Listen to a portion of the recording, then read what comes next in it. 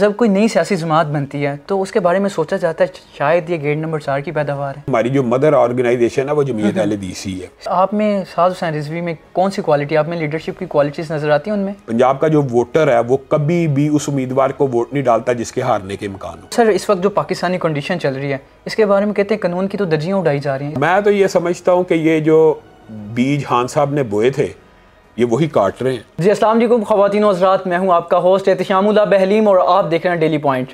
आज हमारे साथ एक ऐसी शख्सियत मौजूद है जिनका तारुफ किसी अल्फाज का मोहताज नहीं। हाफिज़ भी हैं, आलिम भी हैं, 4 MA की हैं और तो लॉयर भी हैं। इनके वालिद जब भी पाकिस्तान में दीन की खिदमात की बात होगी तो इनके अबा उस्ताद का तज़किरा हमेशा ज़रूर होगा। शहीद मिल्लत इनके वालिद का उन्हें मुकाम मिला है, तो बिल्कुल मेरी मुराद है शाम इलाही सही साहब। अच्छा सर, आपने 4 MA भी किए, उसके बाद फिर लॉयर भी बन गया, LLB भी कर लिया, पॉलिटिकल साइंस के स्टूडेंट भी हैं, और उसके बाद सर फिर आपने हाफिज़ भी, आलिम भी, इतना सब कुछ कर लिया, तो ये कैसे मुमकिन है? मैं ये समझता हूँ कि ये अल्लाह ताला की अता और देन है, और कुछ हमारे घर का जो दीनी माहौल था, ज़ाहिर है दीनी तालीम तो आप ये समझें कि घर की आगोश से पहली तरबियत गाह तो वालिदैन ही थे।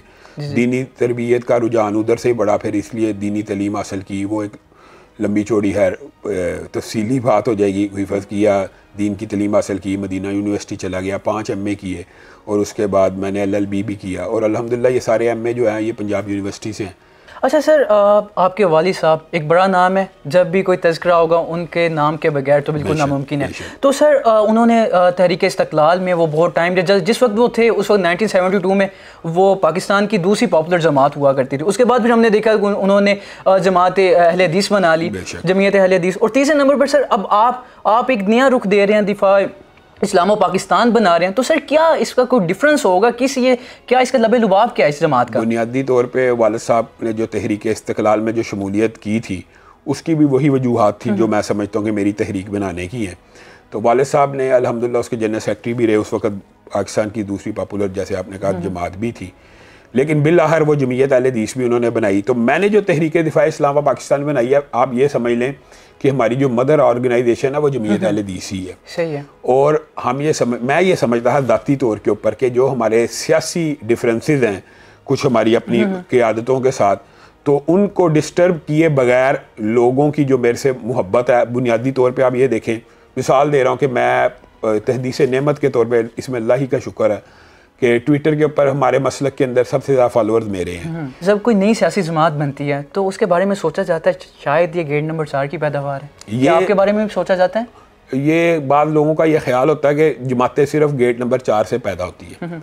इस बात में किसी हद तक सदाकत होती है। अक्सर आप जमातों को देखते हैं कि उधर की पैदावार है, लेकिन मेरा ख्याल ये है कि मजहबी जमातें सबसे कम ऐसी होंगी जिनके ऊपर ये एलिगेशन लगता है कि वो वहाँ की पैदावार है। वजह उसकी सुन लें। मिसाल दे रहा हूँ, मेरे वालिद साहब हैं, सारी ज़िंदगी एंटी इस्टेब्लिशमेंट सियासत की है। उस दौर में मौलाना फजलुर रहमान और मेरे वालिद साहब एंटी ज़ियाउल हक थे, तो गेट नंबर 4 की पैदावार कैसे हो सकती है? मेरी जब तहरीक का, या आप समझ लें पॉपुलैरिटी का समझ लें, मैंने ये जो पिछला आमरीयत का जिसको मैं दौर कहता हूँ, खान साहब का दौर, वो पूरा हमने पर्चों में, मुसीबतों में मजहबी तबके ने गुजारा है। पूरे मैं अपनी बात नहीं करता, मेरे पे तो शायद खान साहब का हाथ कुछ हल्का था कि हमारे पुराने कुछ तल्लुकात थे, लेकिन पाकिस्तान हाथ हल्का नहीं था उनके खिलाफ। तो फिर आपने तो ये भी कहा कि कोई मौलवी पसंद नहीं करता खान को। मैं तो ये समझता हूँ कि इजमाए उम्मत है खान साहब के खिलाफ, उलमा सारे मुत्तफिक रहे हैं। उसकी वजह मैं बयान कर रहा हूँ अब, क्योंकि खान साहब ने मजहबी तबके को बड़ा पीसा है, और खान साहब ने इस तबके को कहा मीडिया के ऊपर, आसिया मलूना की रिहाई के वक्त क्रेडिट लिया पहले बार के मीडिया के, मैंने छोड़ा है, और फिर कहा एक छोटा सा तबका मेरे खिलाफ एहतजाज कर रहा है, तो इन्होंने मुसलमानों के जज्बात के साथ खेला। एक वाकया नहीं है, मुतअद्दिद वाकयात है, और पूरे पाकिस्तान के किसी भी, मैं अपनी बात नहीं करता, चले बाद लोग कहते हैं कि यार इनका कोई पर्सनल, मेरा उनके साथ क्या पर्सनल मामला होना है। हमारी तो एक दौर में बड़ी दोस्ती भी रही है, गपशप भी रही है, लेकिन पाकिस्तान के किसी मजहबी रहनुमा से जो तहरीकी हो, जो मैदान में काम करता हो, पूछ लें, उसके ऊपर खान साहब के दौर में पर्चे हुए हैं, मुकदमे हुए हैं, स्नब किया गया, मस्जिदों के अकाउंट बंद हुए हैं, मदारस के अकाउंट बंद हुए हैं। किस आड़ में? FATF की आड़ में। सर आप कहते हैं कि इमरान खान के साथ कोई मौलवी नहीं है तबका, तो हमने देखा मौलाना तारिक ज़मीन साहब भी साथ हमें, और उसके बाद वो मौलाना एक है सुल्तान अली बाहू, वो खान साहब को बहुत पसंद करते हैं, उसके अलावा शरकपुर वाले बहुत पसंद करते हैं। तो आपने कैसे कह दिया कोई आलिम पसंद नहीं करता? मैं आपको एक बात बताता हूँ, आपने जिन लोगों की मिसालें दी है ना, ये इक्का दुक्का इस्तिस्नाई मिसालें तो आपको पूरी दुनिया में मिल ही जाएंगी। आप ये देख लें कि देवबंदियों की तमाम पॉलिटिकल पार्टीज के, आप समझ लें उनमें से देवबंदियों के अंदर जो पॉलिटिकल पार्टीज के सबसे बड़े हेड कौन है? मौलाना फजल रहमान, एंटी इमरान खान थे। अहले हदीसों में कौन है? या इब्तिसाम भाई हैं, या साजिद मीर साहब है, या हम हैं, एंटी इमरान खान थे। बरेलवियों के अंदर मौलाना नूरानी के बेटे वैस नूरानी, हादम रिजवी साहब, खुद उनका बेटा साद रिजवी। मेन स्ट्रीम पॉलिटिक्स की बात होती है, मेन स्ट्रीम जितनी अहले हदीसों की, बरेलवियों की, देवबंदियों की नुमाइंदा जमातें थी, उनमें से बताएं कोई एक बंदा। हाँ, किसी आलम दीन का, तारिक जमील साहब का, ये कोई जमाती फैसला नहीं है। ये बात भी एक बंदे की ज़ाती पर्सनल राय हो सकती है, इस तरह किसी एक गद्दी वाले की पर्सनल राय हो सकती है। आप उसको इजमाए उम्मत के खिलाफ नहीं करार दे सकते। सर तकरीबन कोई लास्ट वीक हमने एक आपकी ट्वीट देखी तहरीक लब्बैक साद हुसैन रिजवी के साहब के बारे में, कि आपने कहा कि उनके साथ कोई टेलीफोनिक रब्ता हो रहा है। क्या आप करने की कोशिश कर रहे हैं या वो भी कर रहे हैं, या कंबाइन कोई हो रहा है? बुनियादी तौर पर जुम्मा मैंने पढ़ाया और जुम्मे के फ़ौरन बाद हमारे एक मुश्तरका दोस्त हैं तारक साहब, सही है, उनके मोबाइल से कॉल आई और उन्होंने मुझे कहा कि साद रिजवी साहब बात करेंगे। मैं अचानक मुझे यानी आप समझते हैं ना, बंदा बिजी होता है, मैं उस वक्त ज़हनी तौर पे अलर्ट नहीं था, मैंने नहीं पहचाना कि साद रिजवी साहब कौन। फिर उनके साथ जब 15-20 सेकंड गुफ्तगू होगी तो मैंने कहा साद रिजवी साहब बोल रहे हैं। उन्होंने कहा आप ज़ाहिर है। फिर हमारी बात हुई तो बुनियादी तौर पे वो हमारे एक मुश्तरका दोस्त ने बात करवाई और बड़ी तफसीली गुफ्तगू हुई। उनमें बाद बड़े हसास नौइयत के मामलात थे। 2 मामलात तो थे जो मैं पब्लिकली बता सकता हूँ और बाद ऐसी बातें हैं जो इस वक्त पब्लिकली करना मुनासिब नहीं है। उन्होंने मुझे अपने पास आने की दावत दी, मैंने उन्हें यहाँ पे आने की दावत दी। फिर यही तय पाया कि ये जो मुलाकात है बहरहाल इसको हम पेंड करते हैं। तो इंशाल्लाह मेरी तरफ से भी उनको दावत मौजूद है, उनकी तरफ से भी मुझे मौजूद है, लेकिन हम ये समझते हैं कि ये हम जो मुलाकात है इस तरह एक दूसरे के, आप ये समझ लें गुड जेस्चर के तौर पर, अगर एक दूसरे के साथ हम जो असूली बातें हैं, यहाँ पर मिसाल दे रहा हूँ, उनके भी कुछ हो सकते हैं मुतालबात, मेरे भी कुछ हो सकते हैं। तो रमज़ान के बाद इंशाल्लाह हमारी मुलाकात तो होगी, इंशाल्लाह होगी। पॉजिटिव मुलाकात, मैं तो ये समझता हूँ कि ये एक ब्रेक थ्रू है और पॉजिटिव मुलाकात ही रहेगी। और मैं बुनियादी तौर पे पहले से इस बात का कायल हूँ, ये भी मैं आपको बात बता दूँ। सिराजुल हक साहब हों, जवेद कसूरी साहब हों, वकास भट्ट साहब हों, मैं उनको मुतअद्दिद मरतबा बराह रास्त बिलवास्ता बराह रास्त भी पैगाम देता हूँ कि आप कभी भी मुआशरे में पाकिस्तान के अंदर तब्दीली नहीं ला सकते तनहा कोई मजहबी जमात, पंजाब खास तौर पे, मैं KPK की बात नहीं करता, पंजाब का जो माहौल है ना, पंजाब का जो वोटर है वो कभी भी उस उम्मीदवार को वोट नहीं डालता जिसके हारने के इम्कान हो। मैं तो ये तहरीक लब्बैक को भी कहता हूँ, जमात इस्लामी को भी कहता हूँ कि आप तनहा अगर परवाज करते रहेंगे तो कामयाब नहीं हो सकेंगे। हमें देखें, ये कौन बंदा बात कर रहा है जिसको ये प्रॉब्लम नहीं है। हमें ये प्रॉब्लम नहीं, हम तो इत्तेहादी सियासत करते हैं, हमारी पूरी जमात आपको पता है नून लीग की इत्तेहादी है। 2 सेनेटर की सीटें, जितनी सीटें हम लेना चाहे, हम तो हिस्सा बकदरे जुस्सा ही होता है ना। अगर हम इस्लाम पसंदों की एक करने की बात करते तो हम ये चाहते हैं कि सेकुलर जमातों से जान छूट जाए। सेकुलर, अगर मिसाल दे रहा हूं, ये नहीं मिलेंगे तो फिर मौलाना फजल रहमान या हमें फिर सेकुलर पार्टीज के साथ इत्तेहाद करना पड़ेगा ना। ऑब्वियसली ये बात ऑब्वियस है। तो अगर ये मिल जाएंगे, हम ये समझते हैं कि ये हमारा नजरियाती तौर पे बड़ा मजबूत विंग बन सकता है, फिर पंजाब का वोटर भी मोटिवेट हो सकता है। मैं ये समझता हूँ कि खान साहब और मजहबी जमातों की तब्दीली में ज़मीन आसमान का फ़र्क है। बोरिया नशीन बिस्तर मदरसों में रहने वाले उलमा जब असम्बलियों में पहुँचेंगे तो आपको हकीकी तब्दीली नजर आएगी। सर खैबर पख्तूनख्वा में तो मौलाना की हुकूमत आई थी, कोई तब्दीली नजर आई थी उस वक्त? मेरा ख्याल ये है कि अगर आप खैबर पख्तूनख्वा की उस दौर का जायजा लें तो खैबर पख्तूनख्वा की तारीख में पहला बजट था जो सरप्लस हो गया था। यानी आप देखें, इतनी बचत थी, इतनी किफ़ायत शारी थी कि पैसे, तब आपको शायद इल्म नहीं, सिराजुल हक साहब वज़ीर ख़जाना थे KPK के। हाँ जी, आप उनकी अगर कारकर्दगी का जायजा लें, यही तो होता है हमारे मुआशरे में, लोगों को सही ट्रांसलेट नहीं होता कि उस गवर्नमेंट ने क्या क्या कारनामे सर अंजाम दिए। और आप ये देखें कि कभी आज तक पाकिस्तान की तारीख में हुआ कि किसी सूबे के पास एक्स्ट्रा पैसे पड़े हों कि लगाएं कहाँ?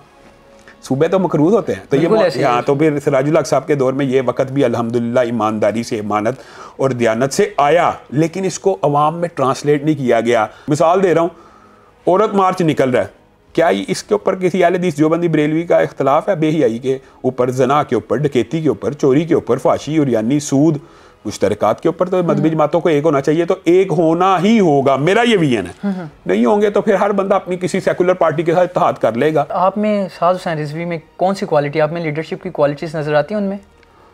मैं तो ये समझता हूँ कि वो पॉलिश हो जाएंगे। मेरी ज़ाती राय ये, अगरचे बहुत से लोगों की इस राय से इख्तलाफ मौजूद है, लेकिन मैं कहता हूँ कोई भी बंदा पॉलिश तो यार हो सकता है। इसमें तो मेरे ख्याल में किसी भी किस्म की चंबे की मतलब बात अभी क्वालिटीज नहीं है, पॉलिश होने वाले हैं। नहीं, मैं ये नहीं कह रहा कि अभी पॉलिश होने वाले हैं, मैं ये कहता हूँ कि उनको एक मौका मिलना चाहिए, और उनके पीछे अगर अवाम का, देखें हमारा मुल्क जमहूरी है ना, तो अगर किसी बंदे के पास 25-30 लाख वोट है, उसको मौका देना चाहिए, उसको मेन स्ट्रीम में लाएं तो सही। आप हो सकता है उनके गुस्से के ऊपर, उनकी सख्ती के ऊपर, उनके स्टबरनेस के ऊपर कंट्रोल कर लें। सर इस वक्त जो पाकिस्तानी कंडीशन चल रही है, इसके बारे में कहते हैं कानून की तो धज्जियां उड़ाई जा रही हैं, इस बारे में क्या राय रखते हैं आप? मैं तो ये समझता हूँ कि ये जो बीज खान साहब ने बोए थे, ये वही काट रहे हैं, ये सारे वही उनके अपने बोए हुए बीज हैं। खुद खान साहब बाजवा साहब को अपना बाप कहते रहे, कौम का बाप कहते रहे, फिर उसको गालियाँ निकालते रहे।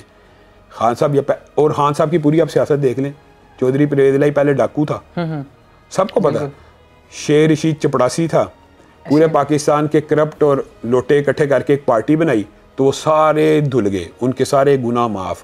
खान साहब ने भी एक कल्चर ऐसा प्रमोट किया है कि खान साहब के ऊपर ईमान लाने वाला ही मोमिन है, यानी खान साहब का हर मुखालिफ बेईमान है और खान साहब का हर हामी पक्का मोमिन है। और उन्होंने अपनी नौजवानों और अपनी फैन फॉलोइंग के दिमाग में ये बात डाल दी है, जो बंदा मेरे खिलाफ है वो करप्ट है, जो बंदा मेरे खिलाफ है वो बेईमान है।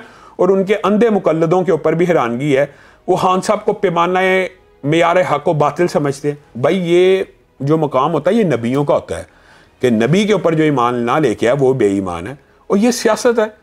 आपने लोगों से यही हक छीन लिया कि अपनी मर्जी का पॉलिटिशियन चुन सके।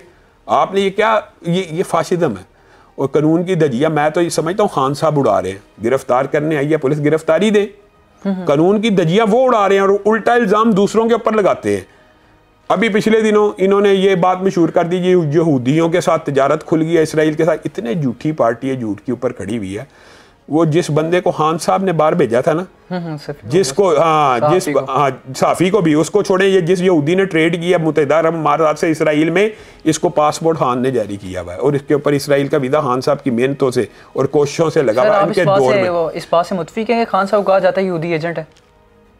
मैं जाती तौर पे पूछ रहे हैं, मुझे तो उनके ताने बाने इसलिए वहाँ पे मिलते हुए नजर आते हैं कि उनकी अपनी औलाद इश्ते में यहूदी औरत पाल रही है और बेनामी बेटी उनके साथ फिर रही है।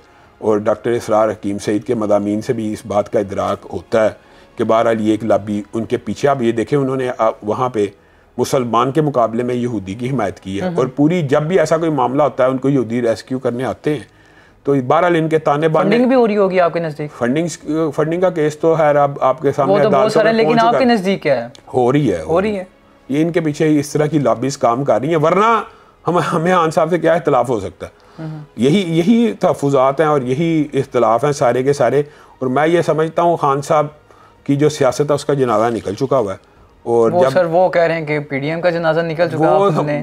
मैं बहरहाल पीडीएम का स्पोक्समैन तो नहीं हूँ, लेकिन मैं आपको जो अपनी राय बता रहा हूँ कि खान साहब जितना मर्जी कोशिश कर लें, जितना मर्जी जोर लगा लें, एक दफ़ा बंदा मर जाए तो दोबारा जिंदा नहीं होता। तो खान साहब का तो जनाजा निकल चुका है। और ये जो स्टंट आपको नज़र आ रहे हैं, इलेक्शन हो रहे हैं, ये वो, मेरी ज़ाती राय ये है कि इलेक्शन भी नहीं होंगे। आपको लगता है कि जान को खतरा है खान साहब की को?